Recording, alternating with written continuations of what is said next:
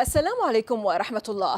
لعل البحث الأخير الذي أجرته شبكة المناصرة الأسترالية الفلسطينية APAN خلص إلى أن السياسيين الأستراليين يقومون برحلات برعاية خاصة إلى إسرائيل أكثر من أي دولة أخرى، الأمر الذي يترجم إلى سياسات حكومية موالية لإسرائيل لسنوات خلت وللمستقبل. وتظهر المعلومات التي جمعتها APAN من السجل البرلماني للمصالح أن 18% من جميع الرحلات التي تمت رعايتها بين حزيران يونيو 2018 ونيسان أبريل 2022 كانت إلى إسرائيل، وكانت أقرب الوجهات التالية هي تايوان والولايات المتحدة الأمريكية.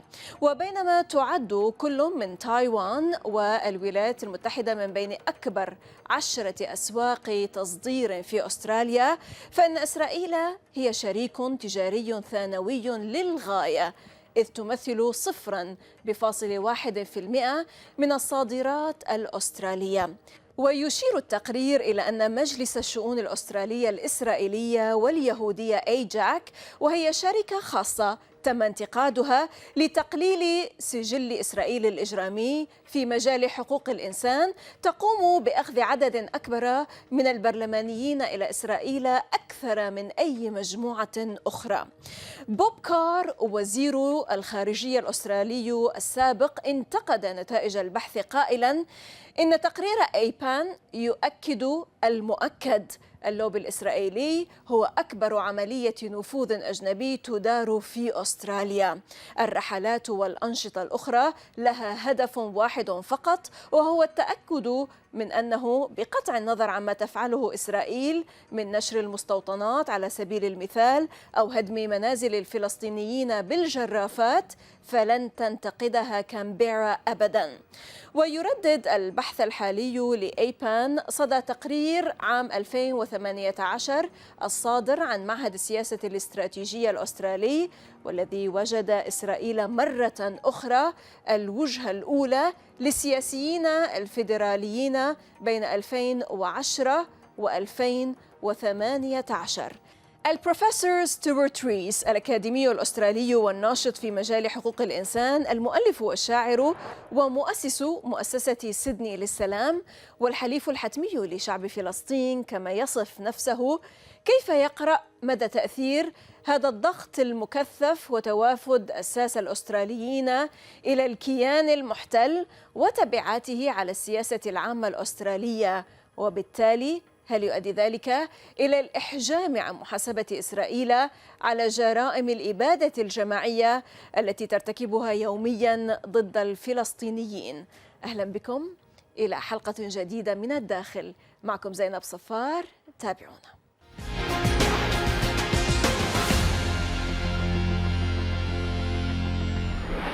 Stewart Rees, Professor Emeritus at the University of Sydney, founder of the Sydney Peace Foundation, co-founder of Centre for Peace and Conflict Studies. Welcome to Min al-Dakhil from the Inside, sir.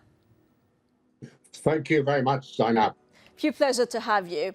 Well, a recent research by APAN, Australia Palestine Advocacy Network, has concluded that Australian politicians are taking significantly more privately sponsored trips to Israel than any other country, translating perhaps into pro-Israel government policies over a number of years.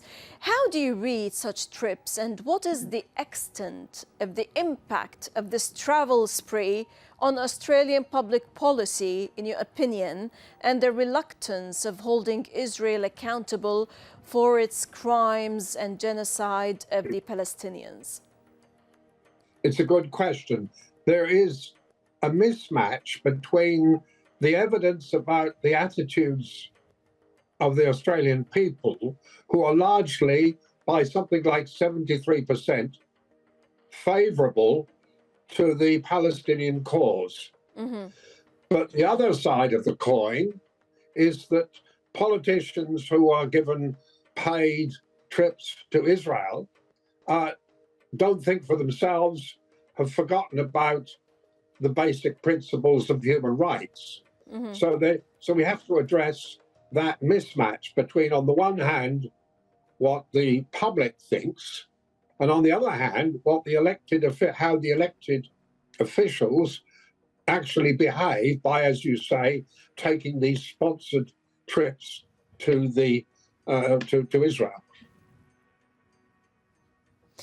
Right. There's always this kind of mismatch between the governments and the regimes and the people, the voices of the people. However, this voice is much, much far stronger than what perhaps regimes and governments want. Professor Rees, as a passionate human rights activist, how to address this problem? And today, as you see how Israel is exonerated with complete and utter impunity of its horrendous and brutal crimes against the Palestinians, I mean the Palestinian civilians, especially women and children in Gaza, for example, in the latest aggression, and simultaneously in the occupied West Bank and Jerusalem or Al-Quds, how do you describe what you see today?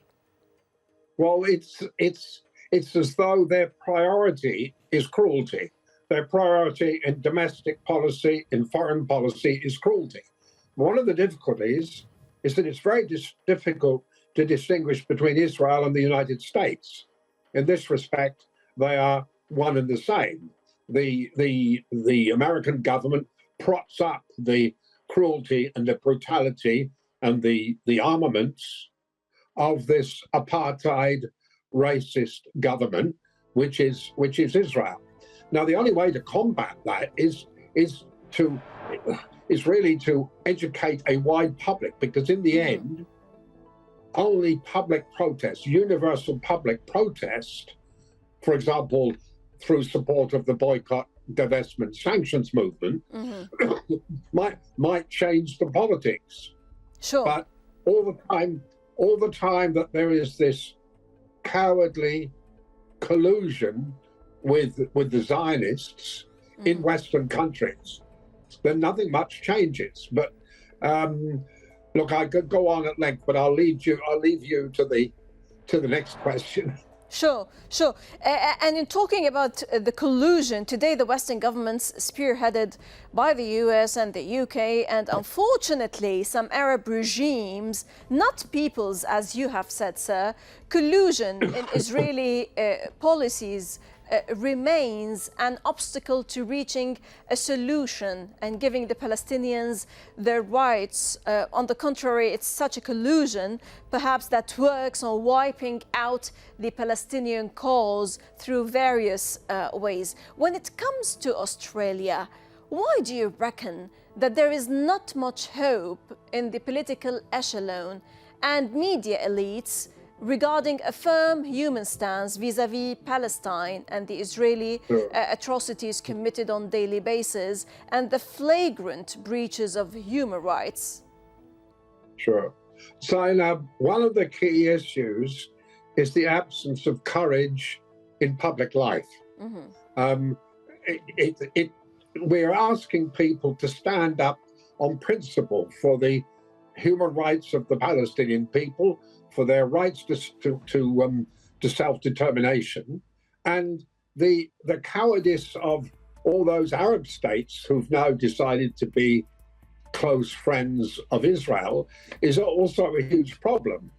It is partly a problem, Zainab, because authoritarianism is so popular around the world. I mean, people like myself, we're desperately trying to defend the principles of democracies, the principles of equality between peoples, equality between men and women, the due process of law. But that's been replaced in the past 10 years by this fascination with authoritarianism. I mean, the next thing we know is that Israel is going to be in love with the Saudis. I mean, one of the most vicious authoritarian regimes you could imagine.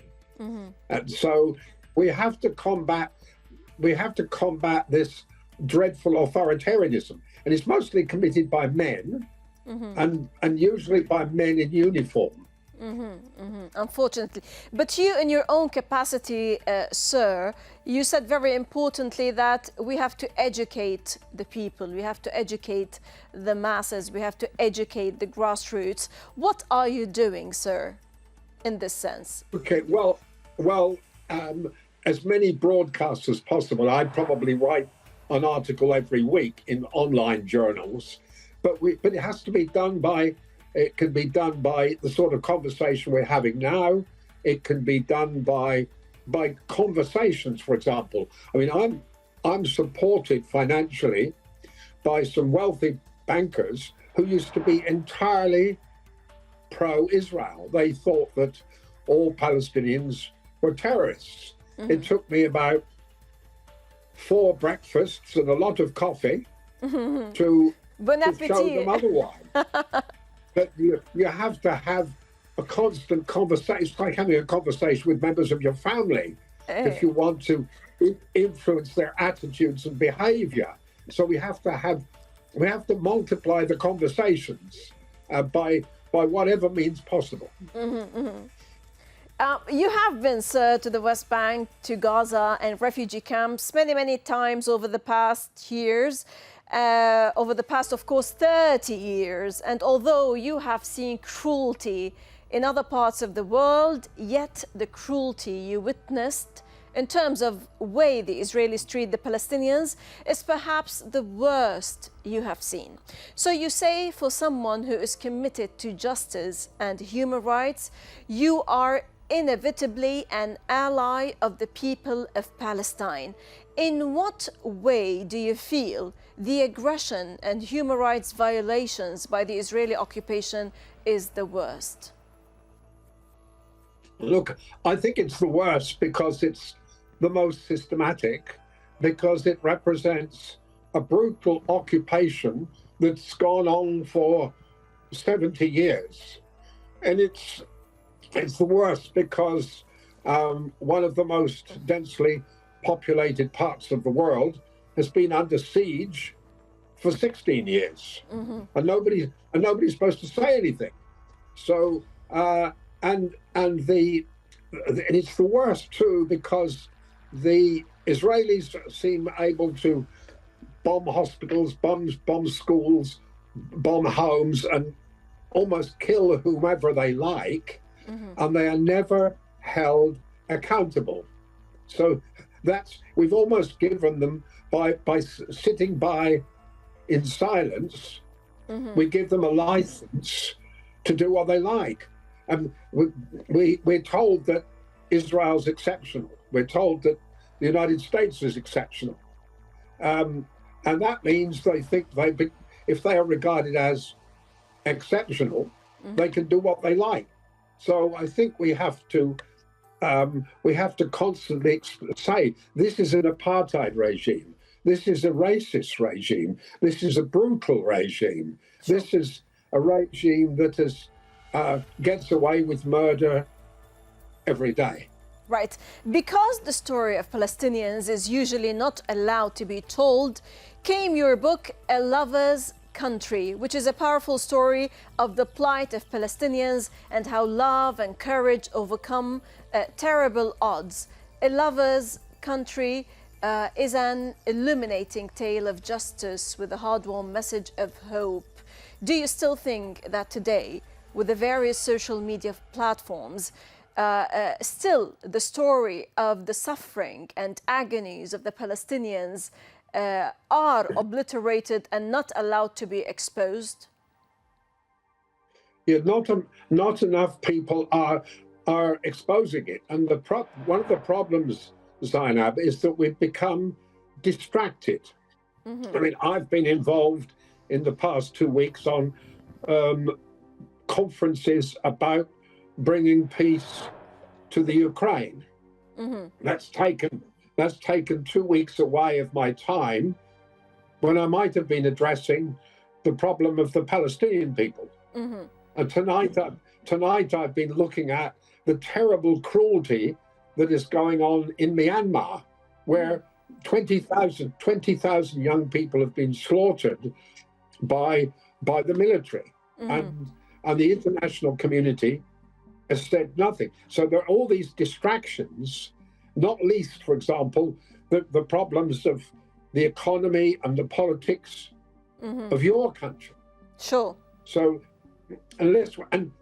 or even almost the biggest permanent enemy, which is climate change.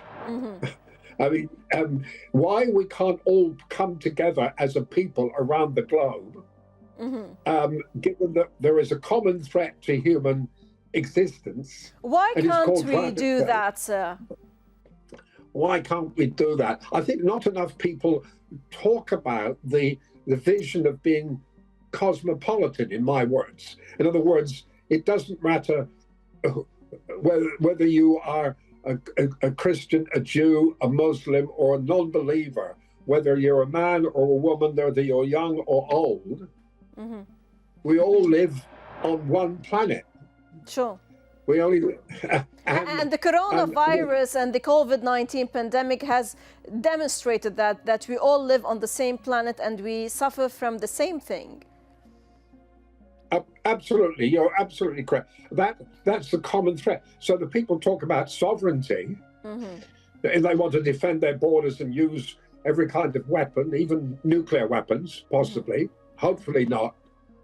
But sovereignty doesn't seem to mean too much these days because, as you say, climate change, the pandemics, the threat of nuclear war means that borders count for very little. Sure, sure. For many years, Dr. Rees, you have been a member of the Aboriginal Reconciliation Council of New South Wales.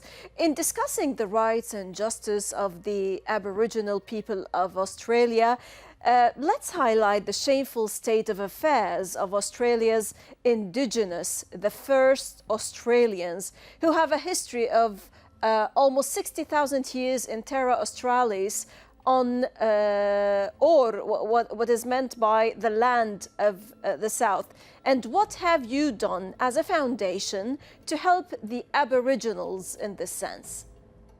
It's a good question. First of all, I'll be honest, we have not done enough. Except my argument is always that there are two dates that are the same.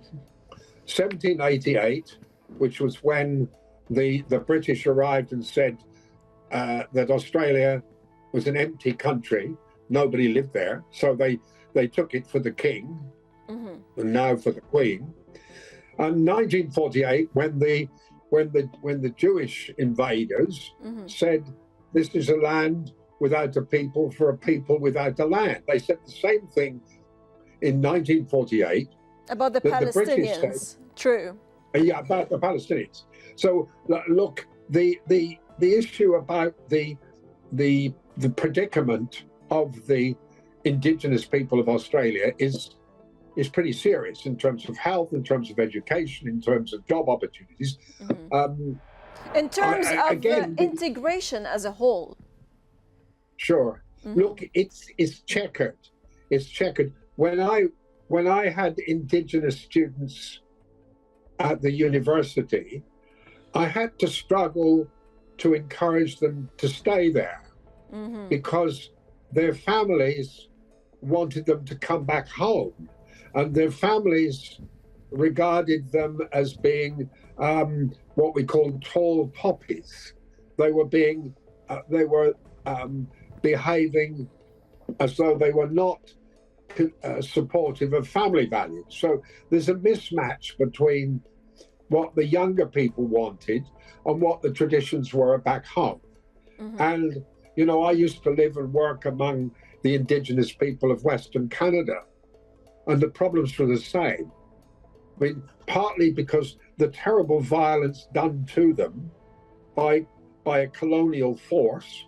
In this case, we're talking about Australia. The problems of colonialism, the destruction of a whole people, somehow gets internalized, and you know, lots of young people take their lives. Sure. Particularly young.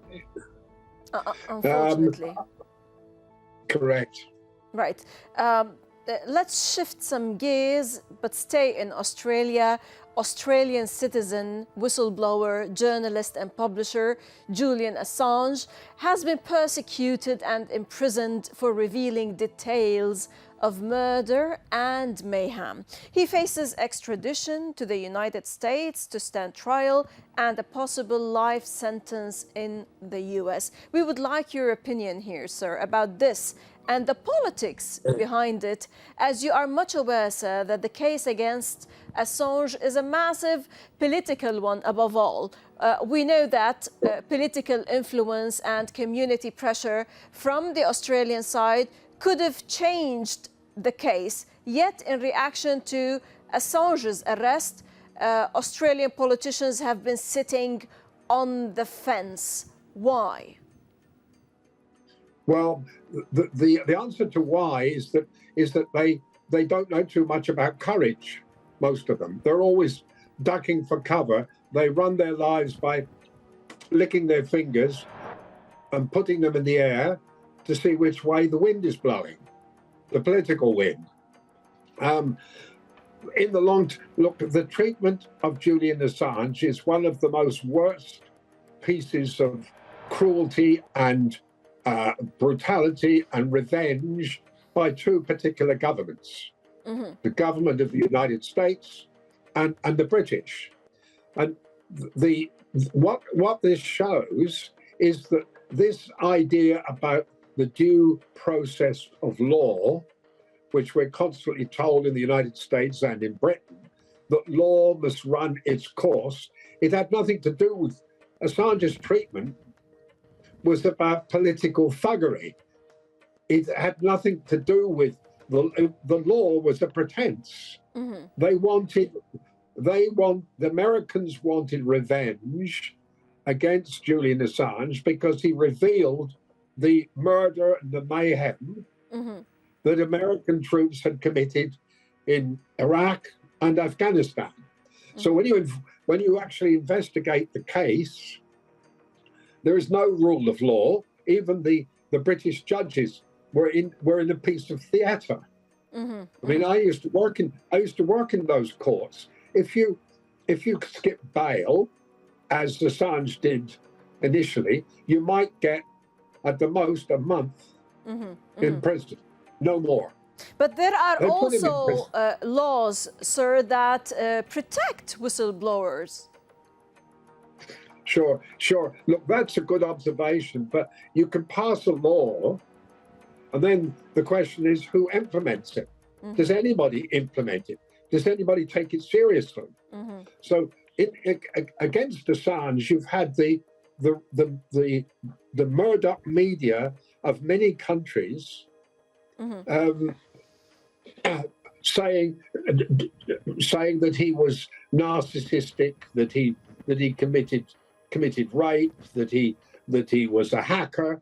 They tried to demonize his character, which had nothing to do with the reasons for his imprisonment and punishment.